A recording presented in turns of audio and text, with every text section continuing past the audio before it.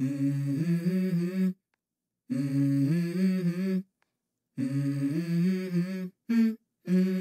go. I wake up to a little bit of drool on my pillow, feel like it's gonna be a bad day. Yeah, I'm tired of shit, and the coffee ain't hit yet, damn, ain't that great.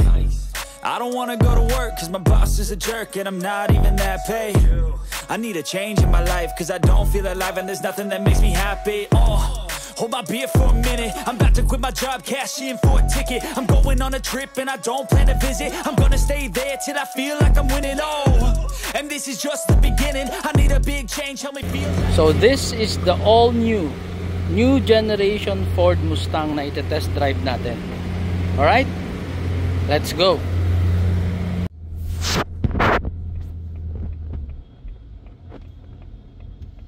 Okay, hey guys, nandito kami ngayon sa loob ng Ford Mustang 2024 Premium GT.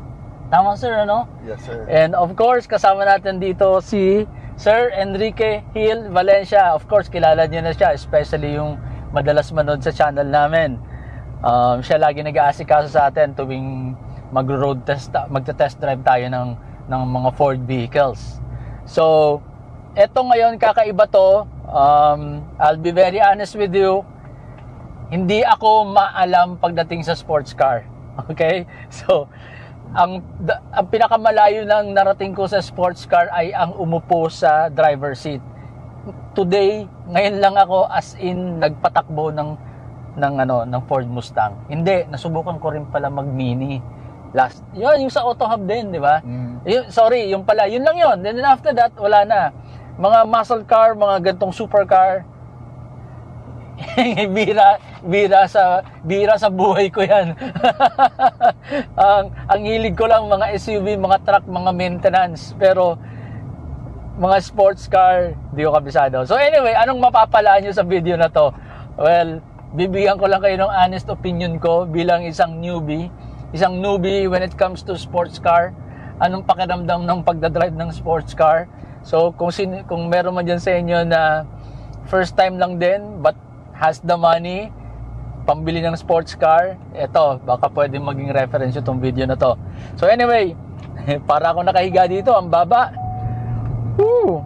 Tira mo, nakalimutan ko pa mag seatbelt. Teka, tabi tayong konti. Asan ang seatbelt ko? Ito, naka-Recaro seats. So, eto, naka-Recaro, tapos leather naman, may ipit na ipit ako, hawak, para akong niyayakap dito, kasi siguro, yun na nga, pagka nag-cornering ka ng mabilisan. And, ano ba pwede natin pag-usapan muna habang nasa traffic? Sir Enrique, nasa magkano, anong pricing nito? Ang price po nito ay 3,999,000 pagka GT. 3,999,000. Mura lang pala, wala pong 4 million, ano? Ang bago rito sir, kung mapansin mo yung handbrake natin, pang drift pa din yung style niyan. Okay. Pero hindi na siya yung crack pataas. Oo nga, wala oh. Angatin mo siya para mag-engage yung handbrake, tapos pipindutin mo lang, tutulak mo lang siya pababa para mag-disengage. Kasi yun ang ginagamit nila sa racing, mas mabilis yun kesa yung nagtatak-tak pa. Kasi ibababa mo pa, pipindot ka. Ito, pitik-pitik lang. I see. Yan.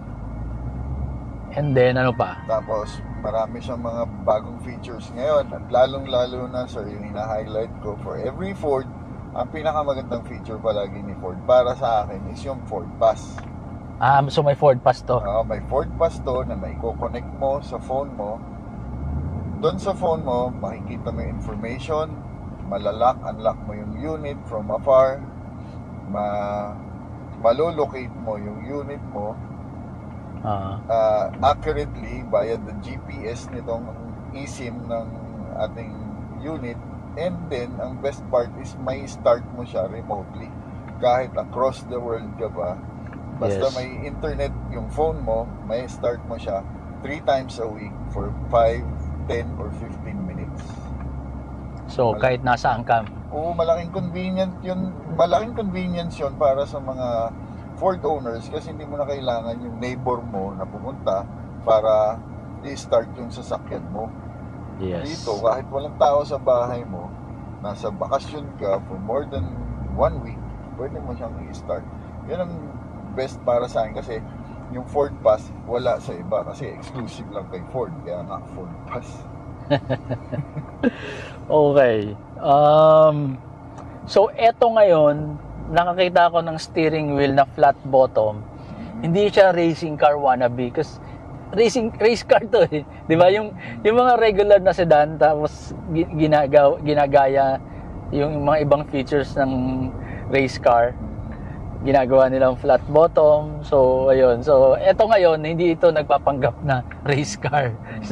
Isa to sa mga pinanggalingan ng flat bottom. Although di ko alam kung sino nagpauso, which particular brand ng race car ang nagpauso ng flat bottom. But anyway, so wow. Sana makaboilo tayo, no? Tunog pa lang, ano? Papapapapap. Di ba ito, sir, na mo-modify ang tunog nito? Boys, talking about the exhaust system, meron po siyang modes of exhaust. Meron siyang quiet mode. Ano yun? S? Sport. Ito, yung medyo pumuputok-putok, yung prak-pok-pok. Nakakontrol pala yan. Ito ang bago, yung silent. May silent mode. Hindi ka tulad dati, talagang ipipilis yung dito. Tapos auxiliary gauges. Iba-iba, may gusto mo dito, meron. Custom mode. Ayan, track. Ito yung drive mode pala. Drive mode. Track. Puro track. Sa track to. Yan, sport. Ayun. Pero sir, yung previous model nito, this is all new, di ba? New gen to. Yung previous gen, meron ding pang-modify ng sound. May ganun feature. Meron din, sir, pero wala siya ng quiet mode. Ayun. So, ang bago dito ngayon, may quiet mode. May quiet mode siya. Para kung dadating ka sa business mo ng isang oras ng gabi or mag-start ka ng sasakyan mo isang oras ng madaling araw, hindi naman nakakabulabog ng kapitbahay. Malaki, no? Siguro mga tansya ko 12 inches siguro. Parang more than 14 something, 12 or 14. Sarap ng tunog.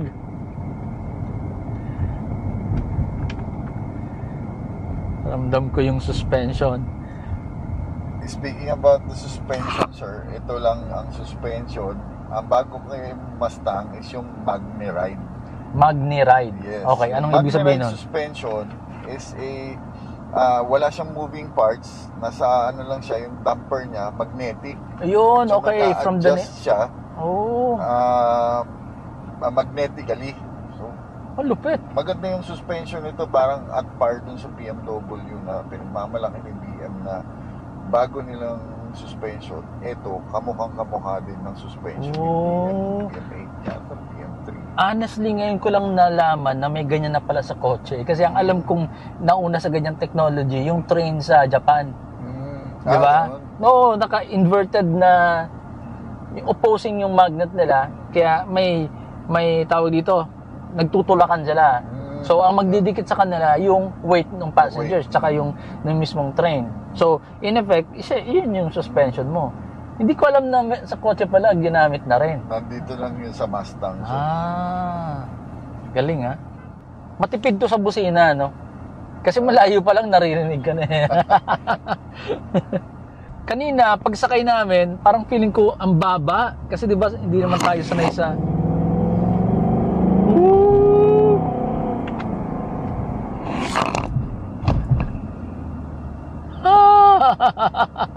Sarap. Isa pa tayo doon sa kabila.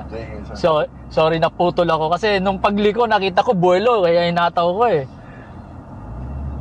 Bihira naman yung ganitong pagkakataon. So anyway, as I was saying, hindi na nga ako sanay sa mabababa. Siguro pinakamababa na lang na nadadrive ko lately yung Subaru XV, pero ito mas mababa talaga. And even yung configuration dito, yun na nga, like I told you guys, hindi naman ako sanay sa sports car. Teka, ayan, green na. Oops, may motor sumabay sa atin.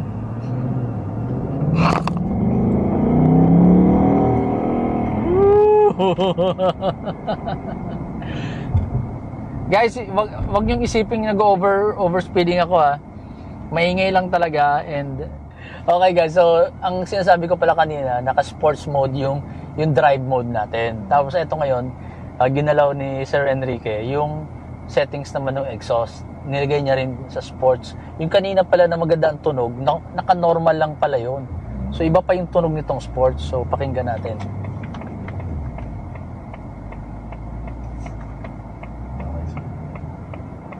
Ingat tayo.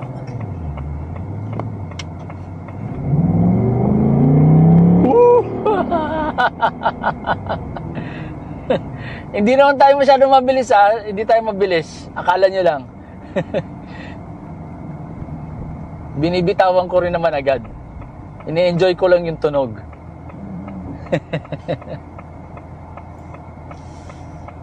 Ito yung mga head turner, ano? Kapag nakatayo ka lang dyan sa gilid, tapos may dumadaan, makapalingon ka talaga. Ewan ko kung makakabili pa ako nitong gantong sasakyan for the remaining of my lifetime. Kasi ito, tipong bibilin mo talaga to pag talagang sobra pera mo, no? Pero speaking of bili, sir, alam mo, yung event namin ngayon, pag nag-reserve ka ng Mustang, may free racing stripes ka. Wow!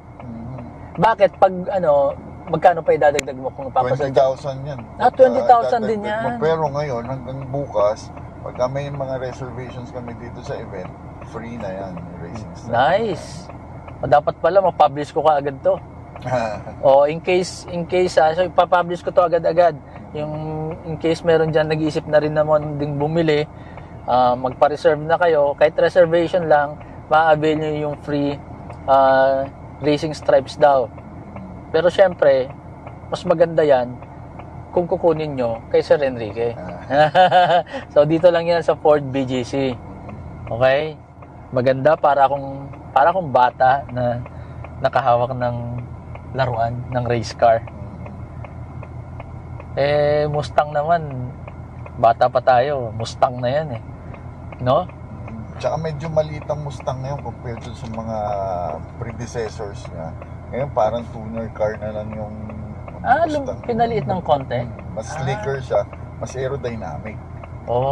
Well yeah, yung curves napansin ko.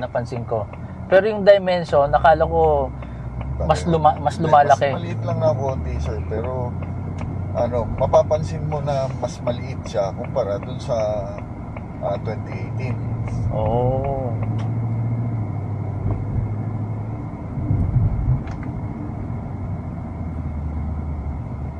Ang sarap nga, parang na-imagine ko kung bibili ako kung may ganito ako at pang long drive ko, parang gagamitin ko to pang pang relax, pang distress.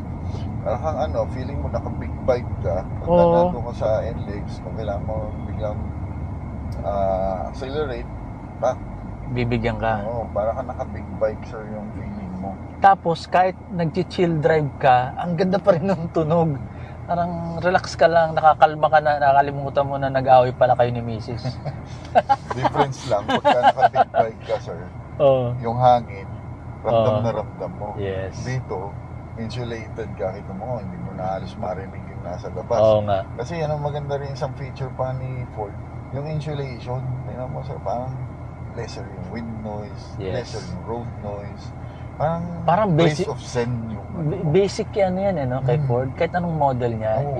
Itapat mo sa competition niya. Mas nagpi-pay attention talaga si Ford sa details talaga, sir, na yung relaxing yung sasakyan mo, yung hindi ka mai-stress.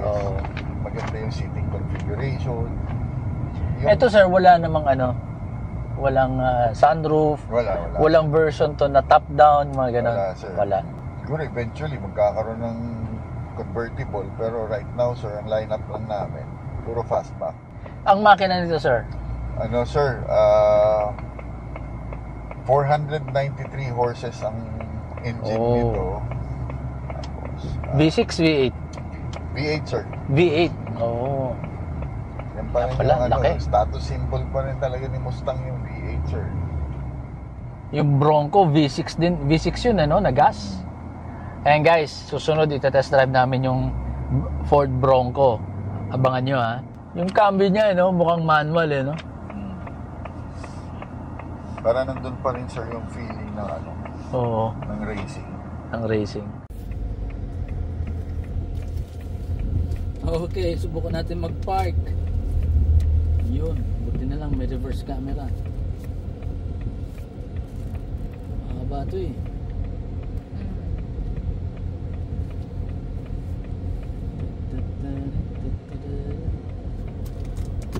Sinunta natin ng konti. Baka OC pa naman tayo sa pagpapark. Kailangan shoot yan. Hindi pwedeng hindi.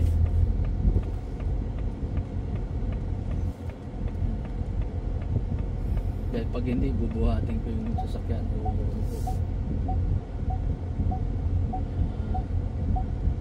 Ganda ng camera. Malinaw, no? Okay, pwede na yan. May masagi pa tayo. Okay, Okay. pakinggan natin. Trip lang. Ooh. Yan yung sport mode ng exhaust niya. Ito yung sinasabi ni Sir Enrique na mas maingay. Track exhaust.